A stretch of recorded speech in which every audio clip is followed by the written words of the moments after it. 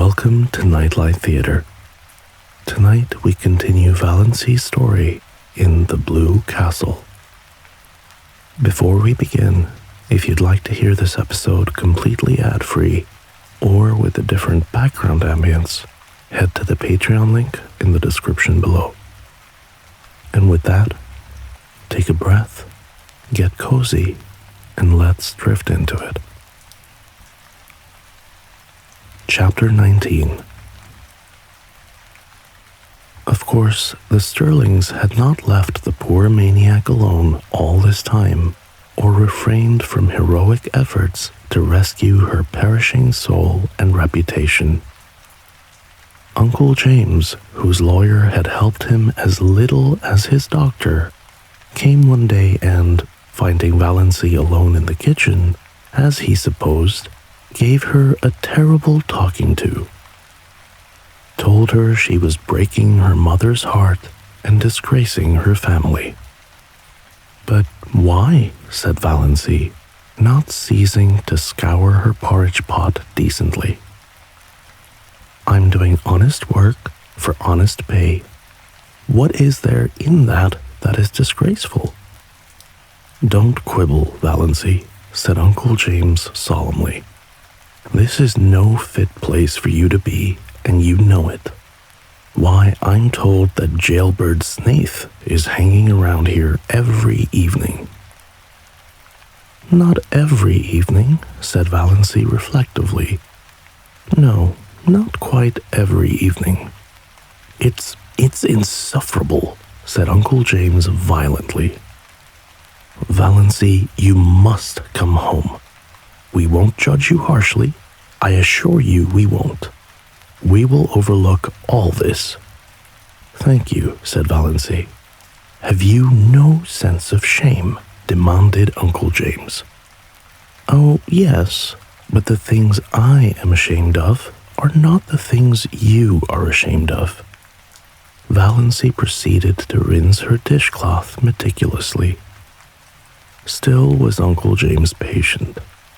He gripped the sides of his chair and ground his teeth. We know your mind isn't just right. We'll make allowances. But you must come home. You shall not stay here with that drunken, blasphemous old scoundrel. Were you by any chance referring to me, Mr. Sterling? Demanded Roaring Abel, suddenly appearing in the doorway of the back veranda where he had been smoking a peaceful pipe and listening to old Jim Sterling's tirade with huge enjoyment. His red beard fairly bristled with indignation, and his huge eyebrows quivered. But cowardice was not among James Sterling's shortcomings. I was, and furthermore, I want to tell you that you have acted an iniquitous part in luring this weak and unfortunate girl away from her home and friends, and I will have you punished yet for it. James Sterling got no further. Roaring Abel crossed the kitchen at a bound, caught him by his collar and his trousers, and hurled him through the doorway and over the garden, paling with as little apparent effort as he might have employed in whisking a troublesome kitten out of the way. The next time you come back here, he bellowed, I'll throw you through the window, and all the better if the window is shut. Coming here thinking yourself God to put the world to rights. Valancy candidly and unashamedly owned to herself that she had seen few more satisfying sights than Uncle James' coattails flying out into the asparagus bed. She had once been afraid of this man's judgment. Now she saw clearly that he was nothing but a rather stupid little village tin god. Roaring Abel turned with his great broad laugh. He'll think of that for years when he wakes up in the night. The Almighty made a mistake in making so many Sterlings. But since they are made, we've got to reckon with them. too many to kill out. But if they come back here bothering you, I'll shoo 'em off before a cat could lick its ear." The next time, they sent Dr. Stalling. Surely Roaring Abel would not throw him into the asparagus beds. Dr. Stalling was not so sure of this and had no great liking for the task. He did not believe Valancy Sterling was out of her mind. She had always been queer. He, Dr. Stalling, had never been able to understand her. Therefore, beyond doubt, she was queer. She was only just a little queerer than usual now, and Dr. Stalling had his own reasons for disliking Roaring Abel. When Dr. Stalling had first come to Deerwood, he had a liking for long hikes around Mistowis and Muskoka. On one of these occasions, he had got lost and after much wandering had fallen in with Roaring Abel with his gun over his shoulder. Dr. Stalling had contrived to ask his question in about the most idiotic manner possible. He said, "Can you tell me where I'm going?" "How the devil should I know where you're going, Gosling?" retorted Abel contemptuously. Dr. Stalling was so enraged that he could not speak for a moment or two. And in that moment, Abel had disappeared in the woods. Dr. Stalling had eventually found his way home, but he had never hankered to encounter Abel Gay again. Nevertheless, he came now to do his duty. Valancy greeted him with a sinking heart. She had to own to herself that she was terribly afraid of Dr. Stalling still. She had a miserable conviction that if he shook his long, bony finger at her and told her to go home, she dared not disobey. "Mr. Gay," said Dr. Stalling politely and condescendingly, "may I see Miss Sterling alone for a few minutes?" Roaring Abel was a little drunk, just drunk enough to be excessively polite and very cunning. He had been on the point of going away when Dr. Stalling arrived, but now he sat down in a corner of the parlor and folded his arms. No, mister," he said solemnly. "That wouldn't do. Wouldn't do at all. I've got the reputation of my household to keep up. I've got to chaperone this young lady. Can't have any sparkin' going on here behind my back."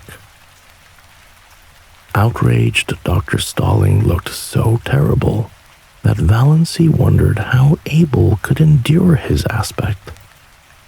But Abel was not worried at all. "Do you know anything about it anyway?" he asked genially. "About what?" "Sparking," said Abel coolly. Poor Dr. Stalling, who had never married because he believed in the celibate clergy, would not notice this ribald remark. He turned his back on Abel and addressed himself to Valancy. "Miss Sterling, I am here in response to your mother's wishes. She begged me to come. I am charged with some messages from her. Will you," he wagged his forefinger, "will you hear them?" "Yes," said Valancy faintly, eyeing the forefinger. It had a hypnotic effect on her. "The first is this. If you will leave this house," interjected Roaring Abel. "House. Troubled with an impediment in your speech, ain't you, mister? This place, and return to your home. Mr. James Sterling will himself pay for a good nurse to come here and wait on Miss Gay." Back of her terror, Valancy smiled in secret. Uncle James must indeed regard the matter as desperate when he would loosen his purse strings like that. At any rate, her clan no longer despised her or ignored her. She had become important to them. "That's my business, mister," said Abel. "Miss Sterling can go if she pleases, or stay if she pleases. I made a fair bargain with her, and she's free to conclude it when she likes. She gives me meals and stick to my ribs. She don't forget to put salt in the porridge. She never slams doors, and when she has nothing to say, she don't talk. And that's uncanny in a woman, you know, mister. I'm satisfied. If she isn't, she's free to go. But no woman comes here in Jim Sterling's pay. If anyone does..." Abel's voice was uncannily bland and polite. "I'll spatter the road with her brains. Tell him that with A.K.'s compliments." "Dr. Stalling, a nurse is not what Sissy needs," said Valancy earnestly. "She isn't so ill as that yet. What she wants is companionship, somebody she knows and likes just to live with her. You can understand that, I'm sure. I understand that your motive is quite commendable." Dr. Stalling felt that he was very broad-minded indeed, especially as in his secret soul he did not believe Valancy's motive was commendable. He hadn't the least idea what she was up to, but he was sure her motive was not commendable. When he could not understand a thing, he straightway condemned it. Simplicity itself. But your first duty is to your mother. She needs you. She implores you to come home. She will forgive everything if you will only come home. "That's a pretty little thought," remarked Abel meditatively as he ground some tobacco up in his hand. Dr. Stalling ignored him. "She entreats, but I, Miss Sterling..." Dr. Stalling remembered that he was an ambassador of Jehovah. "I command. As your pastor and spiritual guide, I command you to come home with me this very day. Get your hat and coat and come now." Dr. Stalling shook his finger at Valancy. Before that pitiless finger, she drooped and wilted visibly. "She's giving in," thought Roaring Abel. "She'll go with him. Beats all the power these preacher fellows have over women." Valancy was on the point of obeying Dr. Stalling. She must go home with him and give up. She would lapse back to Doss Sterling again, and for her few remaining days or weeks be the cowed, futile creature she had always been. It was her fate, typified by that relentless, uplifted forefinger. She could no more escape from it than Roaring Abel from his predestination. She eyed it as the fascinated bird eyes the snake. Another moment. "Fear is the original sin," suddenly said a still, small voice away back of Valancy's consciousness. Almost all the evil in the world has its origin in the fact that someone is afraid of something. Valancy stood up. She was still in the clutches of fear, but her soul was her own again. She would not be false to that inner voice. "Dr. Stalling," she said slowly, "I do not at present owe any duty to my mother. She is quite well. She has all the assistance and companionship she requires. She does not need me at all. I am needed here. I'm going to stay here." "There's spunk for you," said Roaring Abel admiringly. Dr. Stalling dropped his forefinger. One could not keep on shaking a finger forever. Miss Sterling, is there nothing that can influence you? Do you remember your childhood days perfectly and hate them? Said Valancy. Do you realize what people will say, what they are saying? I can imagine it, replied Valancy with a shrug of her shoulders. She was suddenly free of fear again. I haven't listened to the gossip of Deerwood tea parties and sewing circles 20 years for nothing. But, Dr. Stalling, it doesn't matter in the least to me what they say. Not in the least. Dr. Stalling went away then. A girl who cared nothing for public opinion, over whom sacred family ties had no restraining influence, who hated her childhood memories. Then Cousin Georgiana came, on her own initiative, for nobody would have thought it worthwhile to send her. She found Valancy alone, weeding the little vegetable garden she had planted, and she made all the platitudinous pleas she could think of. Valancy heard her patiently. Cousin Georgiana wasn't such a bad old soul. Then she said, "And now that you have got all that out of your system, Cousin Georgiana, can you tell me how to make creamed codfish so that it will not be as thick as porridge and as salty as the Dead Sea?" "We'll just have to wait," said Uncle Benjamin. "After all, Sissy Gay can't live long. Dr. Marsh tells me she may drop off any day." Mrs. Frederick wept. It would really have been so much easier to bear if Valancy had died. She could have worn mourning then. Chapter 20. When Abel Gay paid Valancy her first month's wages, which he did promptly in bills reeking with the odor of tobacco and whiskey, Valancy went into Deerwood and spent every cent of it.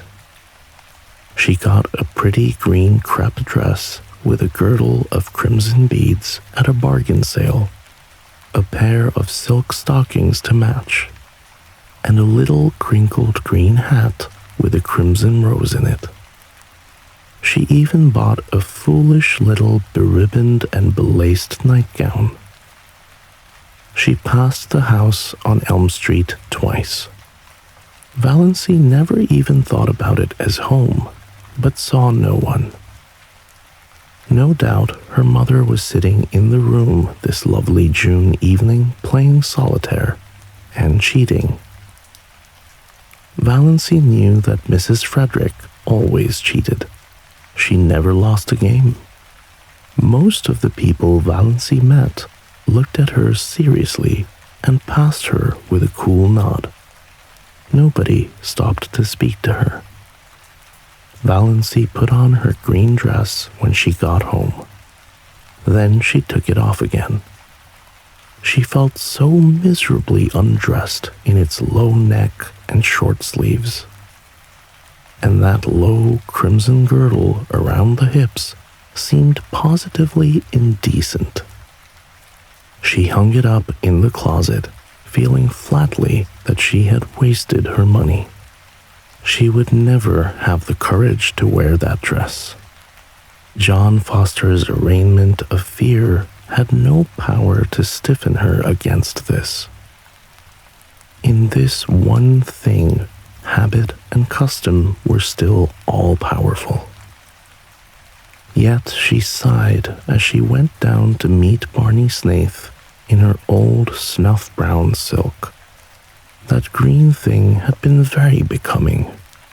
She had seen so much in her one ashamed glance.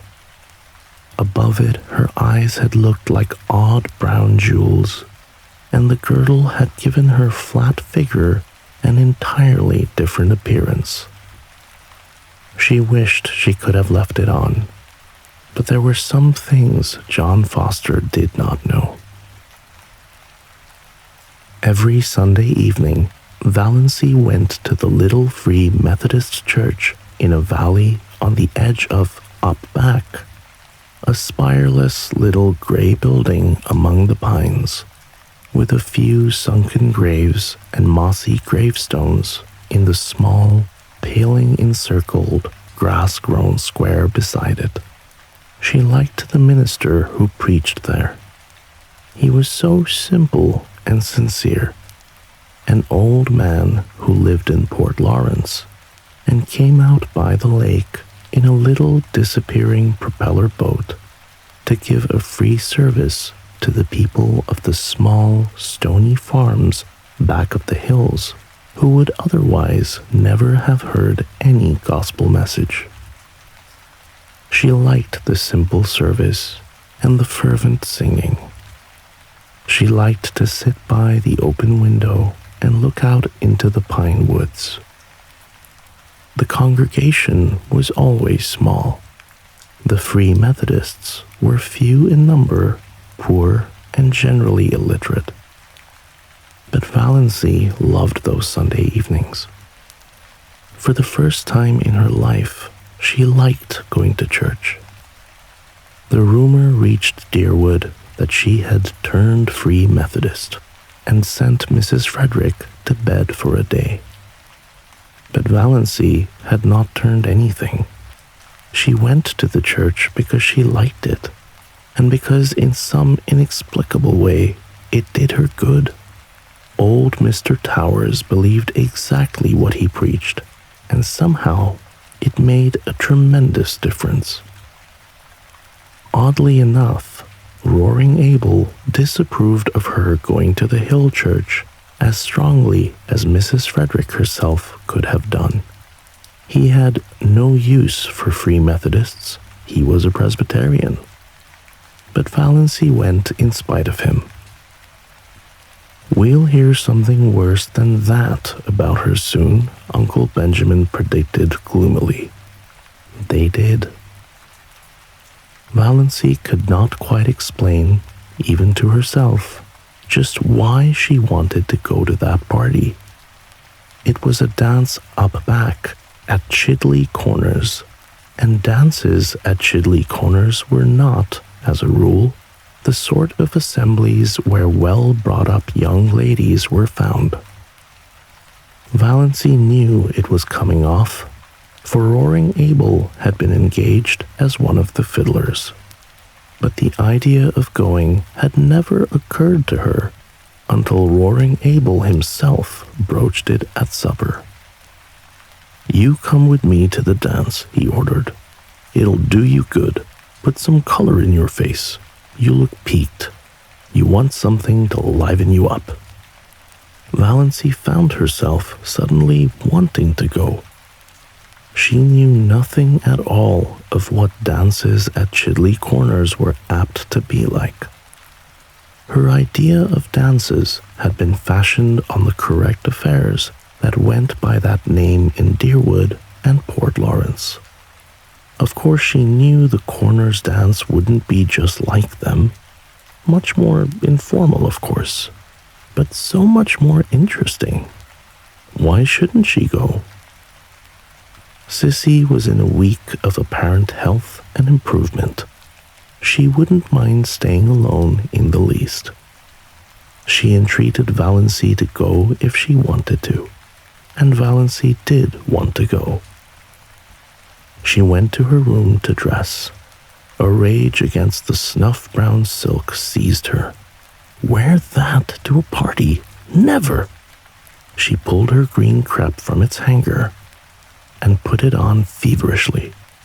It was nonsense to feel so naked just because her neck and arms were bare. That was just her old maidishness. She would not be ridden by it. On went the dress, the slippers. It was the first time she had worn a pretty dress since the organdies of her early teens, and they had never made her look like this. If she only had a necklace or something, she wouldn't feel so bare then. She ran down to the garden, There were clovers there, great crimson things growing in the long grass. Valancy gathered handfuls of them and strung them on a cord. Fastened above her neck, they gave her the comfortable sensation of a collar and were oddly becoming. Another circlet of them went round her hair, dressed in the low puffs that became her. Excitement brought those faint pink stains to her face. She flung on her coat and pulled the little twisty hat over her hair. "You look so nice and different, dear," said Sissy, "like a green moonbeam with a gleam of red in it, if there could be such a thing." Valancy stooped to kiss her. "I don't feel right about leaving you alone, Sissy." "Oh, I'll be all right. I feel better tonight than I have for a long while. I've been feeling badly to see you sticking here so closely on my account. I hope you'll have a nice time. I never was at a party at the Corners, but I used to go sometimes, long ago, to dances up back. We always had good times. And you needn't be afraid of Father being drunk tonight.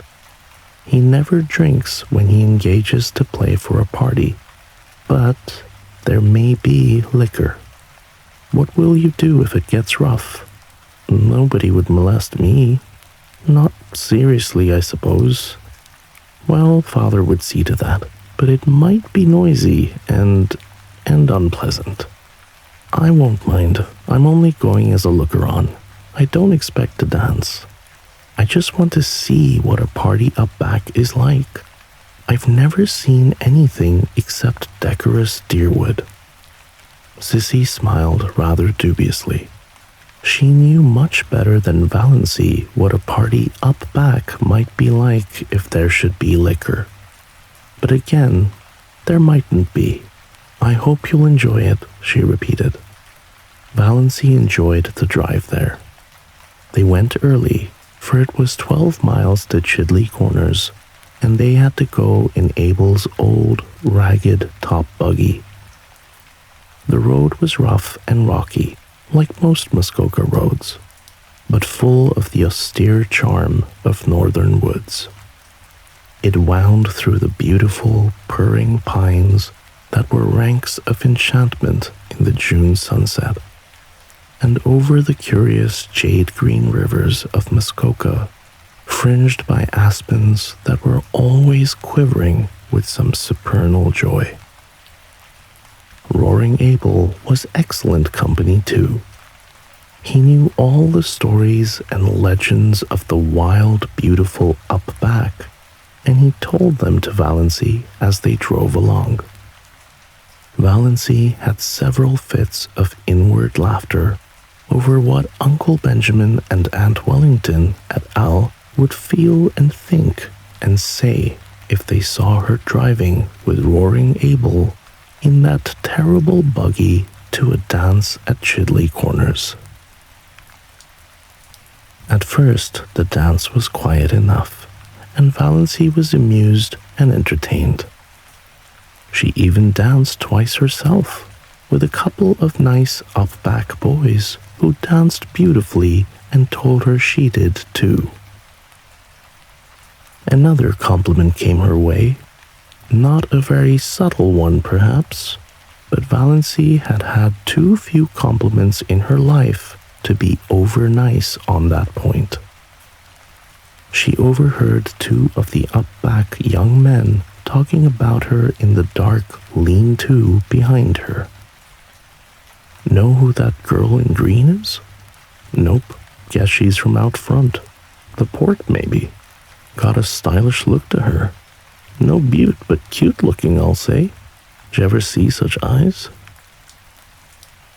The big room was decorated with pine and fir boughs and lighted by Chinese lanterns. The floor was waxed, and Roaring Abel's fiddle purring under his skilled touch worked magic. The up-back girls were pretty and prettily dressed. Valancy thought it the nicest party she had ever attended. By 11 o'clock, she had changed her mind.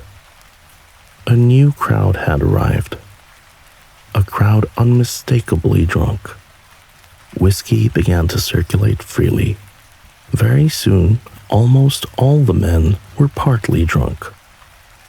Those in the porch and outside around the door began howling "Come all ye's" and continued to howl them. The room grew noisy and reeking. Quarrels started up here and there.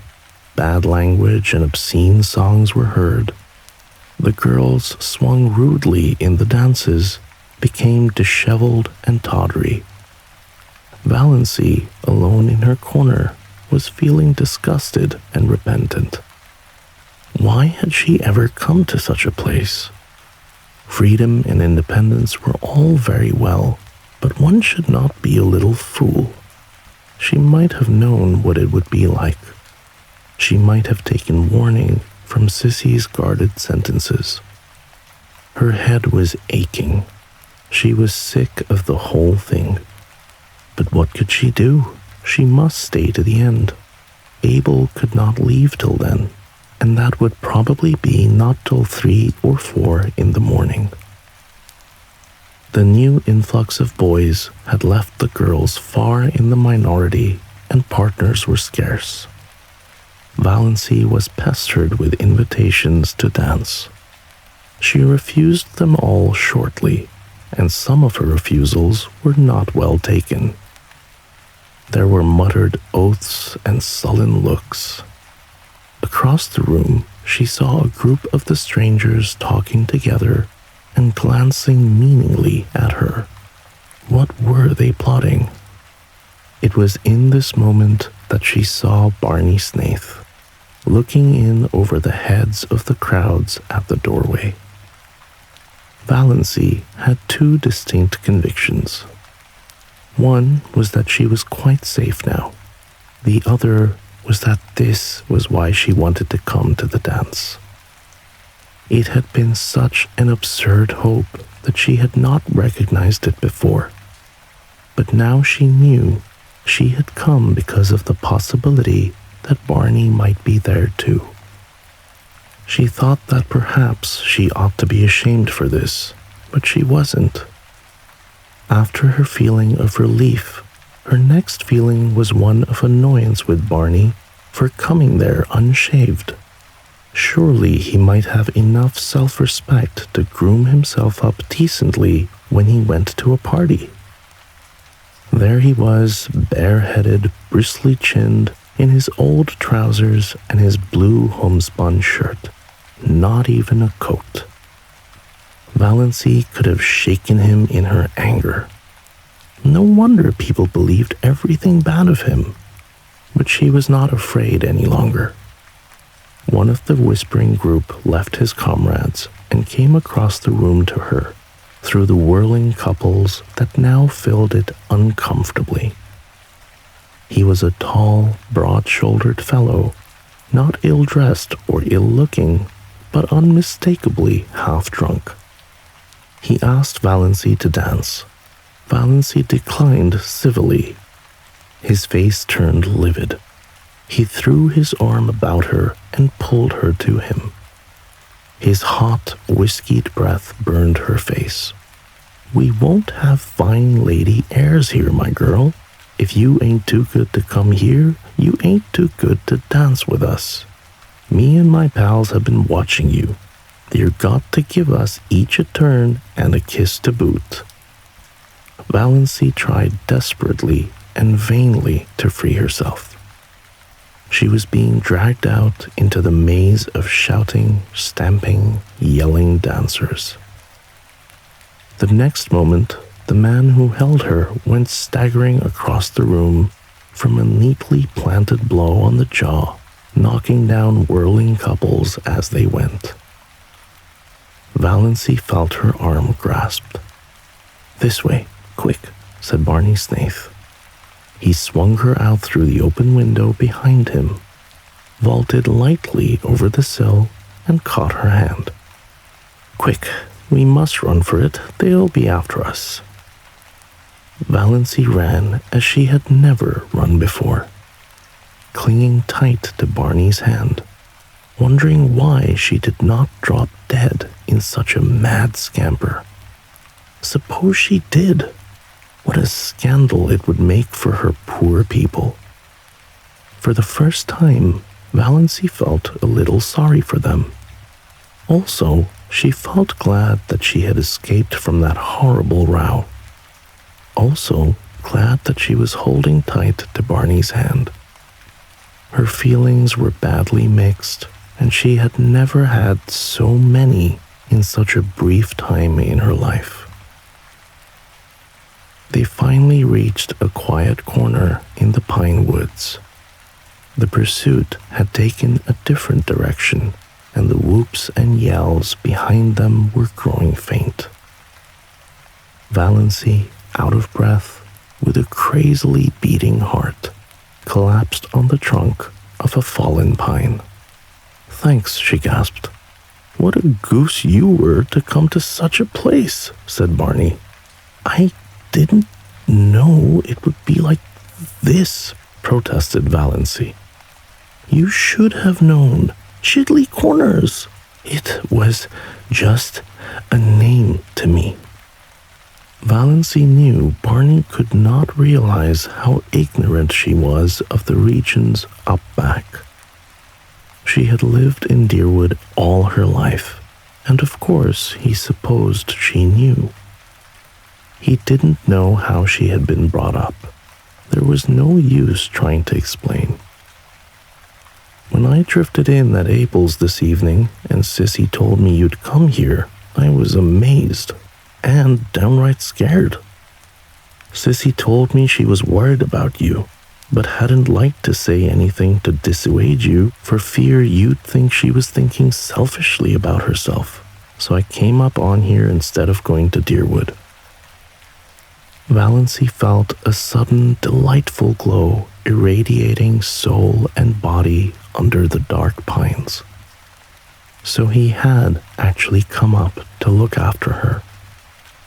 "As soon as they stop hunting for us, we'll sneak around to the Muskoka Road. I left Lady Jane down there. I'll take you home. I suppose you've had enough of your party." "Quite," said Valancy meekly. The first half of the way home, neither of them said anything. It would not have been much use. Lady Jane made so much noise they could not have heard each other.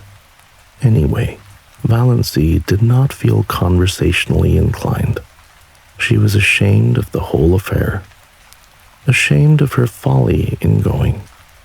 Ashamed of being found in such a place by Barney Snaith's reputed jailbreaker, infidel, forger, and defaulter. Valancy's lips twitched in the darkness as she thought of it, but she was ashamed. And yet, she was enjoying herself, was full of a strange exultation, bumping over that rough road beside Barney Snaith. The big trees shot by them. The tall mulleins stood up along the road in stiff, orderly ranks like companies of soldiers. The thistles looked like drunken fairies or tipsy elves as their car lights passed over them. This was the first time she had ever been in a car. After all, she liked it. She was not in the least afraid with Barney at the wheel. Her spirits rose rapidly as they tore along. She ceased to feel shame. She ceased to feel anything except that she was part of a comet rushing gloriously through the night of space. All at once, just where the pine woods frayed out to the scrub barrens, Lady Jane became quiet. Too quiet. Lady Jane slowed down quietly and stopped. Barney uttered an aghast exclamation, got out, investigated, came apologetically back. "I'm a doddering idiot. out of gas. I knew I was short when I left home, but I meant to fill up in Deerwood. Then I forgot all about it in my hurry to get to the corners. What can we do now? Asked Valancy coolly. I don't know. There's no gas nearer than Deerwood, 9 miles away, and I don't dare leave you here alone. There are always tramps on this road, and some of those crazy fools back at the corners may come straggling along presently. There were boys there from the port. As far as I can see, the best thing to do is for us to just sit patiently here until some car comes along and lends us enough gas to get to Roaring Abel's with. Well, what's the matter with that? Said Valancy. We may have to sit here all night, said Barney. I don't mind, said Valancy. Barney gave a short laugh. If you don't, I needn't. I haven't any reputation to lose. Nor I, said Valancy comfortably. And with that, let's call it a night. Keep the nightlight on and sleep well.